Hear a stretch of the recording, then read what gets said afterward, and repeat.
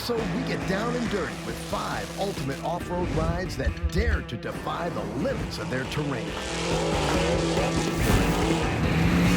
There's nothing else like it in the world. We take to water. Some drivers put their foot on the brake, so, slow down or grab the dashboard. Seek dirt and desert. We'll take it over and crash. If you're strapped into the car, you simply roll it back on its feet and drive it away. And push 3 vehicles to the absolute limit. When we go out rock bouncing, we're looking for the most extreme stuff we can hit. When you're operating off-road, nothing stands in your way.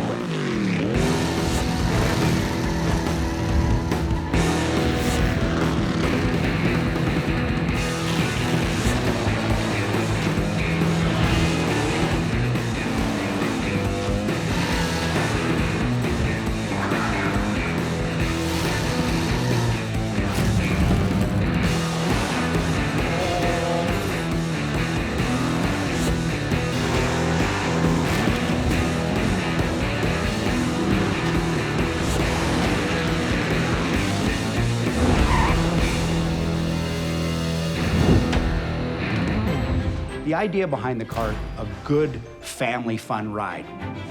Our first vehicle takes family fun to the extreme. Some of us are very, very big adrenaline junkies. This baby's built to go large. It'll take the abuse. It'll take a rollover. It'll take a nasty end-over-end crash. If you're strapped into the car and none of your appendages come out, you simply roll it back on its feet, let the oil drain down, and drive it away. This is the Vortex. This is one of our Vortex-style cars, which is kind of a crossbreed between an off-road race car and a play car. And this is fantastic in the sand, big power, V8 Chevrolet power, so we can put 5 people in it, the wife, the husband, a couple kids, and they can go out for a weekend and enjoy it. When we design a car, we basically figure out, what are we gonna do with the car? We're gonna run it in Baja, we're gonna run it in the sand, we're gonna run it in the street. That's what dictates the design of the car and how we want to do it. We work really, really hard to keep the weight as low as we possibly can in the chassis. We put most of the heavy stuff on the bottom for center of gravity. These cars are very, very tough. They're super durable. They're very, very reliable. So with a light car, big brakes, big horsepower, you can just make the thing do all kinds of stuff. Back in the 90s, Dana quit the high-octane world of race car building to spend more time with his young family. He built a shop in his backyard and became well known for building badass buggies. The Vortex is his top-of-the-range sand rig, perfect for a family barbecue in the desert with a side of epic dune jumping. As we look to the front of this car, chrome ollie arms, front and rear, boxed and plated spindles, we run a big Howe 2.5-inch power steering rack. Anything that's going to run that big tire needs the big power steering system. Every car that I ever will build will have power steering in it because fatigue does become a factor. Once you get to fatigue point, that's when you crash and you hurt yourself. The Vortex may look super cool, but Dana wants it to be super safe too. This is equipped with King Racing shocks, 23 inches of wheel travel all the way around. But we have a triple bypass here. The bypass will allow the fluid to go around the piston instead of through the piston, so it creates much less friction, and you can move fluid faster, giving you a better ride quality. We use a beadlock wheel, so we can let the air pressure down, and when we're sliding the car or landing the car sideways on the tire, it doesn't blow the tire off of the bead, causing some other catastrophic failure. You actually can light these lights with an accent light. You can do them in red, yellow, green, purple, whatever. And then when you flip the second switch on, the lights come on and make it daytime at night. We want as much light as we possibly can. So as we kind of work our way to the back, there's a scoop that goes over the top of it. Now this drafts fresh, cool, clean air from the front of the car into the air cleaner. Now that's gonna keep that motor running nice and cool. This is the GPS beacon, so this is gonna give you satellite system anywhere that you're at in the desert. Inside the car, you have a GPS, you have a race radio, and intercom, which is really pretty cool. Very unique, it's not like anybody else's. Dana's been driving the desert for years, and his knowledge runs deep through the Vortex pipes. When you're in the dunes, most of the guys will only jump at 30, 40 feet at a time. But with the seats that we put in these and the seat belts and the harnesses and the suspension systems, most of the time it'll just suck it up. The suspension just eats that stuff alive. Awesome. Not only does it look fantastic, but it performs unbelievable. This is making about 580 to the ground. So not super big horsepower, but not bad. Probably pushing in that 650 to 700 horsepower range. Top speed on a car like this with a 5-speed engine is probably close to 130 miles an hour. We can certainly gear it to go faster. Big enough motor, big enough cojones, you probably push the limits of that. Now that's my kind of ride. Once you do this and you've driven one of these, it's really hard to get out of your blood. For me, it's something that has been in my blood since I was little, and I love it. The wind in your hair, being in the middle of nowhere, freedom. It's all about freedom. From a beast of a buggy to a sweet ride that saves.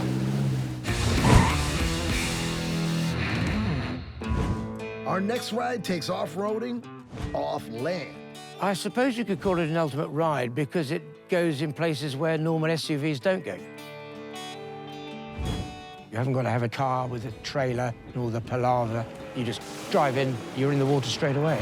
It's as happy on the highway as it is on the high seas. When it's on the water, it handles just like a small boat. This is Dutton Surf.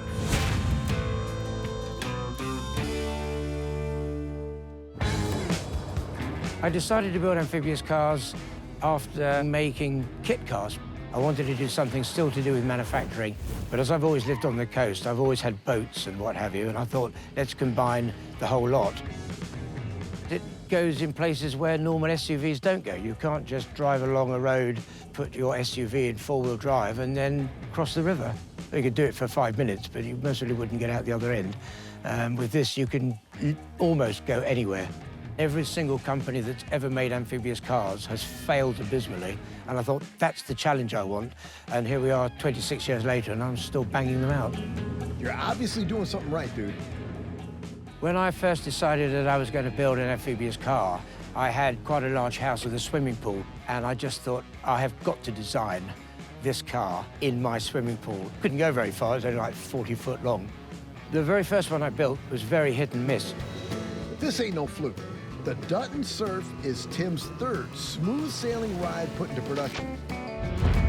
Based on a four-wheel drive Suzuki Jimny, Tim ripped out the chassis and replaced it with a molded one-piece plastic hull and deck. With the Surf selling for a modest $35,000, this baby is so easy to maintain, even Suzuki can service it. The main advantage of the amphibious car is that you can drive it as a normal road car on the road, and then if you want to go in the water, you just drive down to your slipway or a bit of riverbank, and you go straight in the water. First time people get in the car, it's always a shock, because you know you're in a car, and you know you're not meant to drive it into a river. And people sort of grab the dashboard, or how some drivers do it, they put their foot on the brake, say, you know, slow down, I'm going too fast. That sounds like a pretty smart reaction to me. To stop water going all the way over it in very bad weather, a lot of the water will come up here, hit that, and then peel forward out of the way. Any water that manages to get past that, it's deflected by this lip, and the last lot would hit that. This is the Suzuki Jimny 1300cc petrol engine, 85 horsepower. One of the most important things with an amphibious car is to keep the engine running at the right temperature. So we spend a lot of time designing various bits. For example, we've got 3 air vents. In addition to that, we have this aluminized exhaust shield. Slick design, but how does this build go boating? Can't actually see the jet because it's buried right inside there. We have this item which we call a side thruster. When we go on full lock in the water, the rudder deflects the water. Instead of coming out of the back, deflects it out of the side, so the water comes out at 90 degrees. It'll just go round in a very, very tight circle. Bro, the Suzuki is sweet on the road. Surely it's smooth on the water. So when you turn the steering wheel, it's not like a car where it instantly turns. If I turn now, you see I've done 15, 20 foot before it starts to turn. But once you get used to it, you just train yourself and you just turn the wheel a bit and you wait for it to do whatever it wants to do. But it's very safe. On the road, the top speed with this one is about just over 80 miles an hour, which is quite fast for a boat. On the water, it's about 6 miles an hour. You can be overtaken by swimmers, so 6 miles an hour is quite leisurely. It may not be the speediest, but the Dutton Surf gets a lot of attention wherever it goes. The surprising thing when we're pooling along in the water is that virtually everybody gets their smartphone out and photographs it. that sort of reaction, it's no surprise. And my man Tim's not quite done yet. It's inexpensive, reliable, and fun. I suppose the future is they're going to have to go electric. It's only a matter of time before they say no petrol, no diesel. So I might start using the Prius as a donor vehicle or something, but who knows? From a ride created for cruising to a buggy built for bouncing.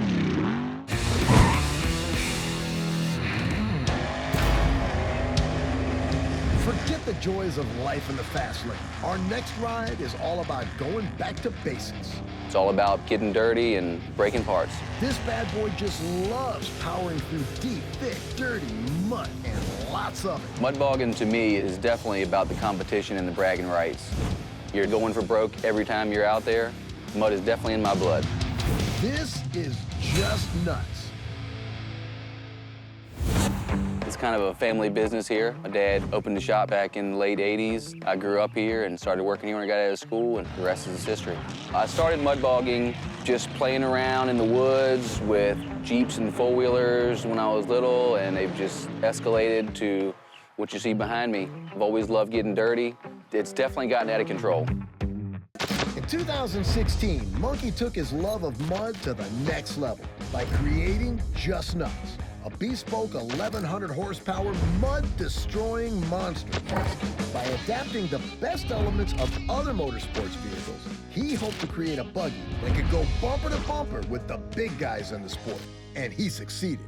Just nuts is kind of a phrase when somebody looks at this thing back here and they try to describe it in their own words, and when they can't figure out what it is, they say, this thing is just nuts. The bare bones of the chassis I bought, and then everything else that bolts to it, I made all that. Starting at the front, nice shiny forged aluminum D&D patty wheels, 24x12s.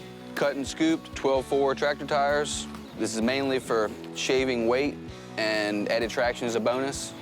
The chassis is a 2-inch Pro Series chassis made by Vague Industries. Pro fender, coilovers, and triple bypass shocks. Tuned well so you can jump and land smooth without hurting yourself. Got an all Dart steel big block Chevy, Holley Sniper fuel injection on top. The 871 little field blower. It's a screw blower. Basically forces extra air in the motor, and it makes a lot of extra heat and tears up motor parts, but that's all part of going fast. Corbeau bucket seats that when you go jump, it feels like plopping down on your couch. Man, Monkey's got this baby just how he wants. The feeling I get when I drive this is pure excitement, the most fun you can have with your clothes on. Every time I take it out, I try to give it hell, and most of the time, it takes it and it likes it. Fastest I've gone in this, probably testing it in the field, probably around 100 mile an hour. Any faster than that, and these tractor tires that are rated for 25 mile an hour don't like to stay at a stable, straight line. I built this mainly to have fun and go to different events and mud race and trail ride, and it's just kind of escalated into trying to be the fastest one-ton mega truck on the East Coast. Hell yeah. So far, it's got a lot of people looking over their shoulder saying, where'd this guy come from? This, to me, is the ultimate ride because it does everything I designed it to do. Go fast, skim across the mud, and whoop some ass. There's nothing like it. It's all about that controlled chaos.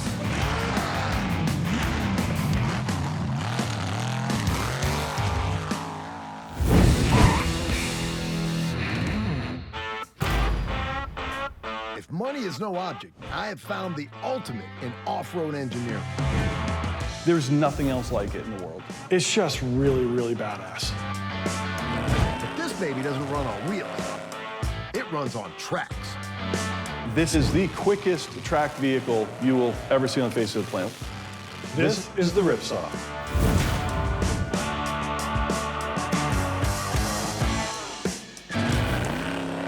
My brother and I have been off-road driving and enthusiasts since we were like 6 or 7 years old when we were making our own little carts. Always into four-wheeling, off-roading, mudding, basically 4x4. Everybody had their awesome Jeep or their swamp buggy, and Jeff and I turned to each other and we're like, Nobody has a track vehicle. Yeah. It was concept only, you know what I mean? Like, let's proof of concept this thing, let's not worry about fit and finish.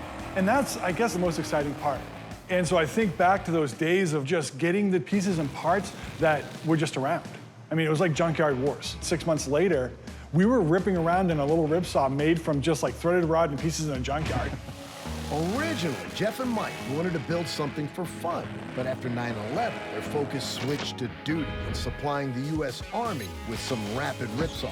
While pushing the limits in military design, the brothers went back to their roots, making ripsaws for fun, and people soon wanted their own. But to get your hands on a ride as badass as this will set you back a minimum $500,000. When we go to the civilian side, you want them to have a durable machine, like a high-end Range Rover where it's really nice on the inside and also really capable on the outside. We are able to, for some of the VVIPs that come in, customize their machines. One of our clients wanted the best stereo systems you can buy, towing capabilities, winching capabilities, helicopter, lift points, if it needs to be helicoptered out. One of our ripsaws, we won't say for who, has the capability of running completely dark with total flare, thermals, and so the vehicle's running at 60 miles an hour through the desert and there's nothing illuminated. Discreet desert driving, and I'm loving it. The Ripsaw is actually relatively easy to drive. It's a steering wheel, it's a gas pedal, and it's a brake pedal, and it's a shifter. So it's not like levers or anything weird. If you've driven a car, you can drive a Ripsaw. Inside our vehicle, there is a free-floating cockpit that really rides on air pods, traveling over ground that you never thought you could travel over before. When you're in the vehicle, you actually don't feel the terrain bumping you and vibrating. If I could imagine what Aladdin was doing on the magic carpet, this is what it's kind of like. Things are flying high for Jeff and Mike. No wonder Hollywood's been calling. We've been really blessed and fortunate in the past to be in a handful of major motion pictures. One is being Mad Max, Fury Road, that was cool. The last one, Fast and Furious 8, was really a great experience for us. We're on site in Iceland for like 2 or 3 months. And we're literally drifting ripsaws, and the producer's like, can you guys drift this? We're like, sure, of course we can. And the producer's like, can you drift it at like 70, 80 miles an hour? We're like, okay, sure we can. And then he's like, okay, I need you guys to launch it up this like 7-foot jump, and I need you to land straight on 4 feet of just rock solid ice. We're landing, we're launching it. And we couldn't believe it. It was one of the best experiences. It's a blast. It's a blast. We're extreme personalities, and we're twins, and we're very competitive. We would never have developed Ripsaw if we didn't have that type of energy and competition.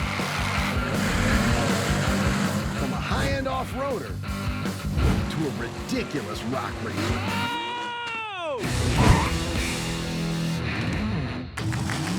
You think motorsports couldn't get any more extreme? You better think again. When we go out rock bouncing, we're looking for the most extreme stuff we can hit. These guys think nothing of climbing cliffs and ripping up rocks. We pull up to races all the time, and spectators will say, there's no way that you're going to make that. You're pretty much exposed to everything out there, rocks, dirt, mud, whatever gets thrown at you. The biggest adrenaline rush you'd ever have.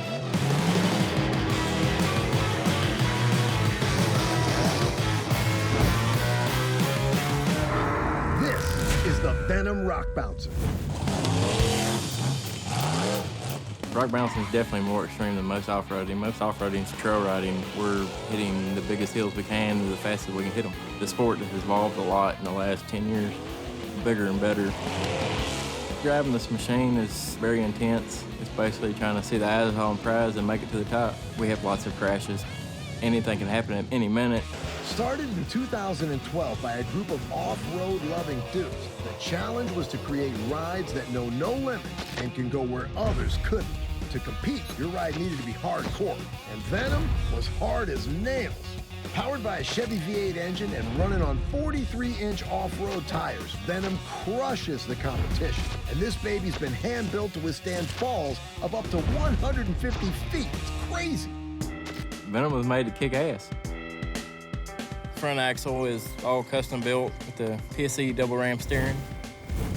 I'm held in tight by my PRP seat belts. My gas tank sits next to me. I have a air pumper that pumps in my helmet whenever them real dusty days. As far as the dash goes, I got my voltmeter, oil pressure, water temperature. I got an RPM gauge, but I don't really use it. It stays on 8,000 RPMs anyway. We're pushing it to the max at all times. Come around the back. It's got trailing arms on rad flow shocks and triple bypasses. It's 29 inches of travel up and down. Definitely takes some hits. They have a soft compound. Once they start heating up, they actually have a resin that comes out of them that helps stick to the rocks. Brother, those tires are gonna have to be like super glue to stick to the rocks you're climbing. To get in this beast, you basically just grab the roll cage, pick your butt up, slide on in. Basically, grab the steering wheel, make sure you tap the steering wheel a couple times, make sure that thing don't fall off on you.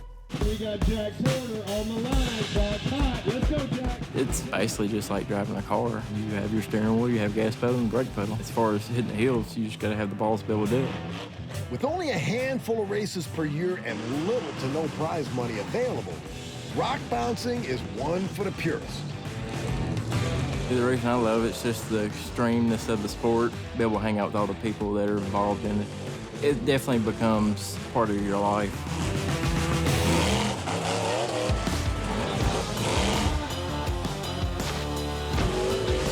Now, true off-road vehicles are not meant to obey the rules. Frankly, breaking all the rules, man, that's what I'm all about.